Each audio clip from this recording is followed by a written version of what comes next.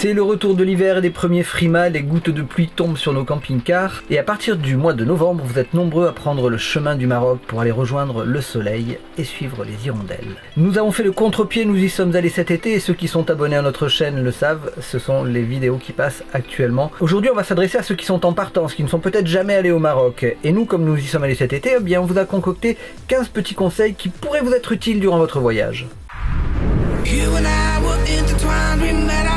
Perfect time like hands on the cloud.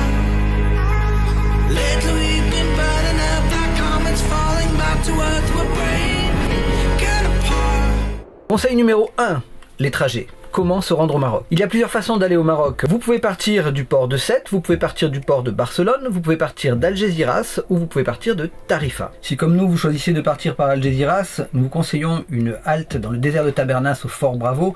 C'est une halte originale qui vous changera des aires de camping-car et dont vous garderez un bon souvenir. D'ailleurs, on vous met le lien qui vous permettra de vous donner déjà une petite idée. Conseil numéro 2, combien coûte la traversée? Si nous avons fait le choix de partir par Algeciras, eh bien c'est parce qu'il y a une agence qui depuis des années fait des tarifs plutôt canons pour les camping-caristes, qui s'appelle l'agence Guterres et qui est située à Algeciras à la sortie numéro 12 de l'autoroute.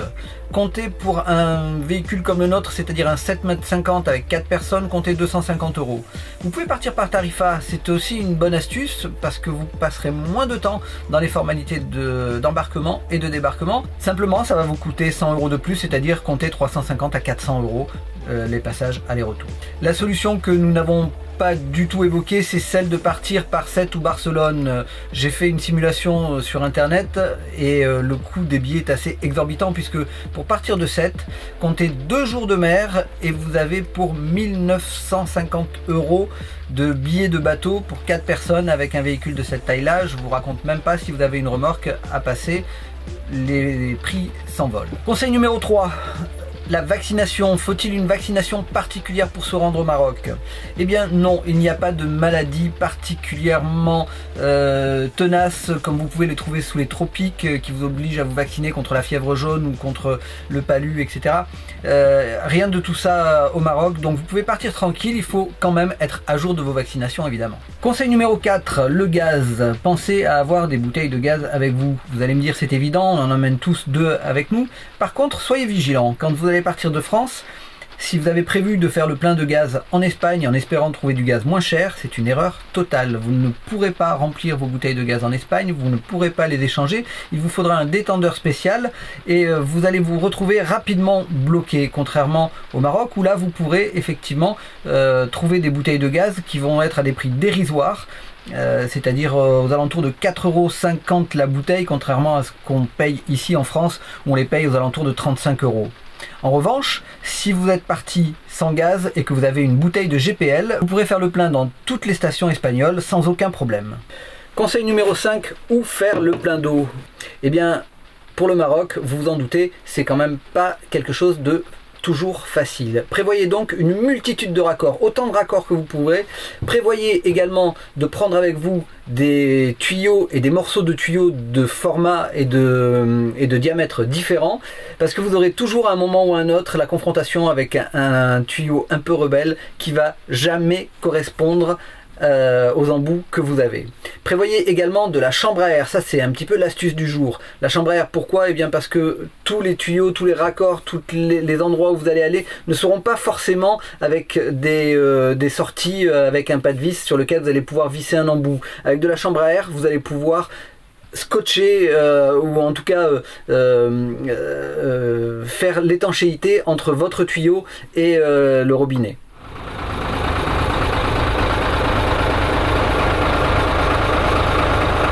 Alors il se passe quoi? Alors ici à Darla, il n'y a pas 36 000 solutions pour mettre de l'eau et remplir les réservoirs des camping-cars. Parce qu'il n'y a pas de camping, en tout cas ouvert en saison basse en août, juillet-août. Du coup, il faut s'approvisionner directement au château d'eau, que voilà, et se débrouiller comme on peut avec les moyens du bord. Et là les moyens du bord c'est quoi alors? Alors là les moyens du bord c'est une chambre à air, un tuyau et puisqu'évidemment on n'a jamais le bon raccord brancher le tuyau d'eau.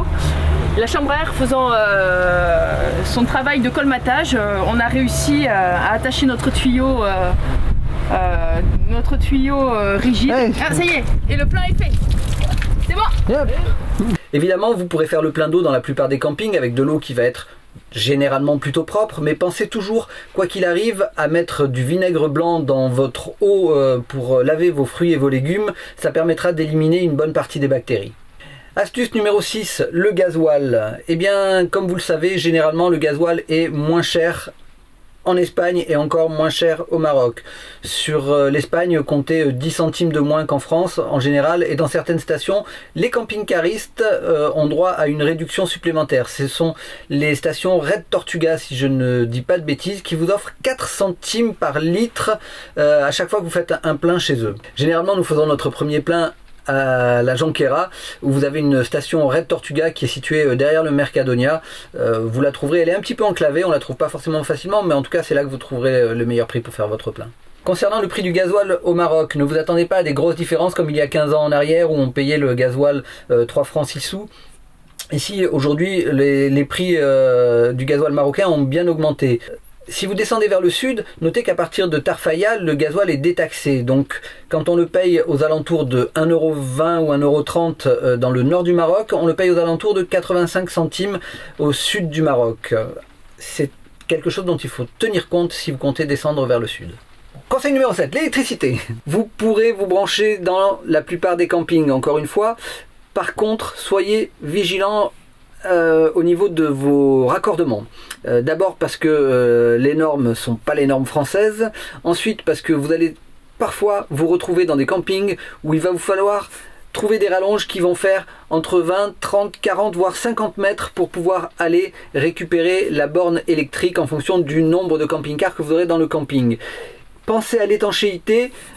Amenez avec vous toujours du scotch américain, amenez de quoi étanchéifier vos raccords et croisez les doigts pour que tout se passe bien. Généralement, on peut avoir des surprises.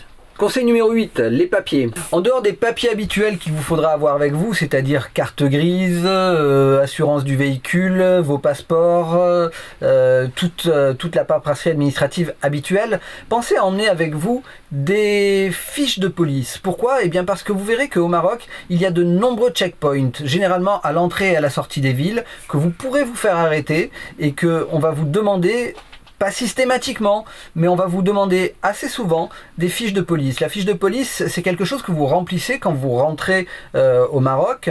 Eh bien, nous vous conseillons d'en faire une série que vous allez photocopier et que vous allez emmener avec vous. Pourquoi ? Parce que ça vous évitera de perdre beaucoup de temps lors des contrôles d'identité.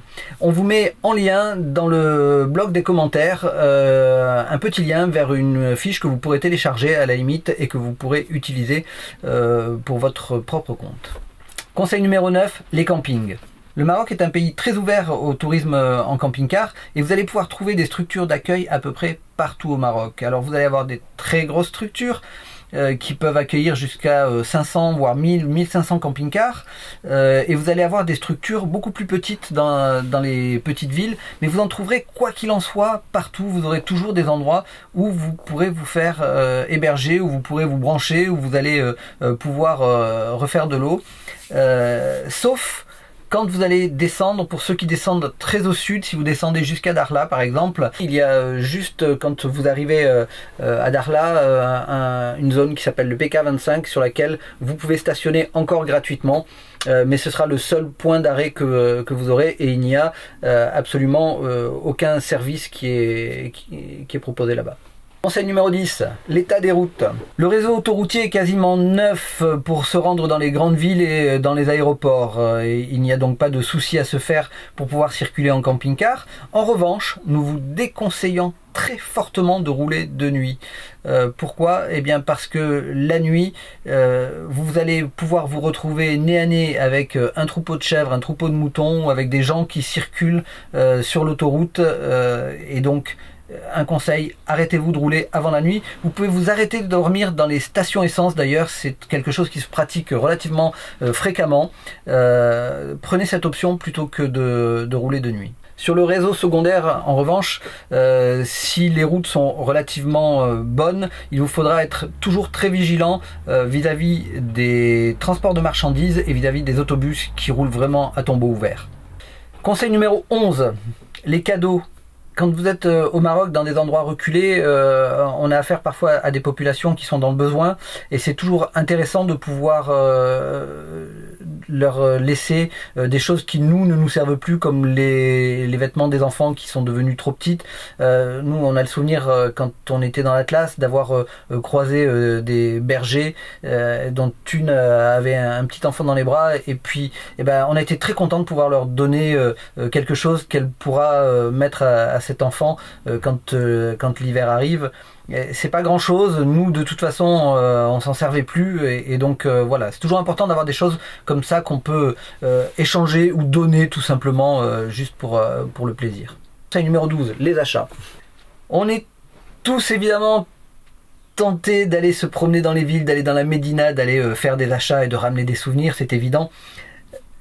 Là, il va falloir apprendre le pays. Et pour apprendre le pays, il faut savoir que tout se négocie tout le temps. C'est-à-dire que quand vous allez acheter quelque chose, vous allez vouloir ramener un tagine, une djellaba, n'importe quoi. On va vous l'annoncer à généralement 3-4 fois le prix auquel ils le vendent aux Marocains, tout en vous disant que c'est un prix marocain. Donc sachez-le, il va falloir que vous négociez ardemment parfois, mais en tout cas quand on vous propose un objet, vous allez pouvoir le faire descendre au moins de moitié, si ce n'est des 3/4 de son prix. Prenez votre mal en patience, ne vous énervez pas et puis restez courtois, ces gens-là sont adorables. Et une fois que l'affaire est faite, vous êtes toujours les meilleurs amis du monde. Si certaines personnes peuvent s'en agacer, sachez que ça se pratique dans énormément de pays, ça fait partie de la culture, ça fait partie de leur rituel. Les choses ne se vendent qu'en se négociant. Conseil numéro 13, manger au Maroc. Si vous êtes à la recherche de l'authentique, fuyez évidemment les bords de plage et allez vous réfugier dans les ruelles. C'est là que vous allez pouvoir parler avec les gens, c'est là que vous allez pouvoir faire vraiment connaissance avec le pays, c'est là que vous allez pouvoir manger de la même façon que les Marocains et c'est vraiment là que vous allez vous régaler. Comment ramener de belles images du Maroc? Vous allez vouloir ramener évidemment de belles images du Maroc et vous avez peut-être pensé à mettre dans vos bagages un drone. Sachez que la réglementation aérienne au Maroc est assez stricte et vous n'avez pas le droit de faire rentrer un drone au Maroc. D'ailleurs, nous qui voyageons beaucoup et qui traversons beaucoup de frontières, nous mettons un point d'honneur à respecter ces réglementations aériennes et nous n'avons pas ramené d'images du Maroc, en tout cas pas d'images aériennes. C'est une histoire de respect également avec les autorités et avec la manière de vivre des Marocains. Conseil numéro 15 pour ceux qui hésitent encore. Le dernier conseil que nous vous donnerons, c'est que le Maroc, c'est quand même le meilleur moyen d'être totalement dépaysé. C'est à quelques heures de route, à quelques kilomètres de mer, et quand vous allez arriver là-bas, vous allez tomber sur des gens qui sont d'une gentillesse extraordinaire. Vous allez découvrir des paysages qui vont vous couper le souffle. Évidemment, la côte est plus facile, mais retirez-vous vers l'Atlas, allez vous perdre du côté des gorges du Dadès, allez vous perdre dans le Haut-Atlas, vous allez y trouver des paysages somptueux, vous allez pouvoir ramener des images et des souvenirs qui vont être sans commune mesure avec ce que vous aviez l'habitude de faire jusqu'à maintenant. Et puis surtout, vous allez avoir envie d'y retourner tous les ans comme des milliers d'autres personnes qui chaque année prennent la route vers le soleil. Voilà, j'espère que cette vidéo vous aura plu et que ces 15 conseils vont vous permettre de passer un agréable séjour au Maroc. N'oubliez pas de mettre un petit mot dans les commentaires si vous avez des choses à nous signaler ou si vous avez des questions auxquelles vous aimeriez que nous répondions. Dans la prochaine vidéo, nous vous ferons la présentation de notre nouveau camping-car, donc qui est le 367 GA de chez Challenger. N'oubliez pas de vous abonner, de mettre un petit pouce bleu si les vidéos vous plaisent. N'oubliez pas que vous pouvez suivre notre blog, mais aussi nous suivre sur les réseaux comme Facebook ou Instagram. Restons connectés et voyagez avec nous.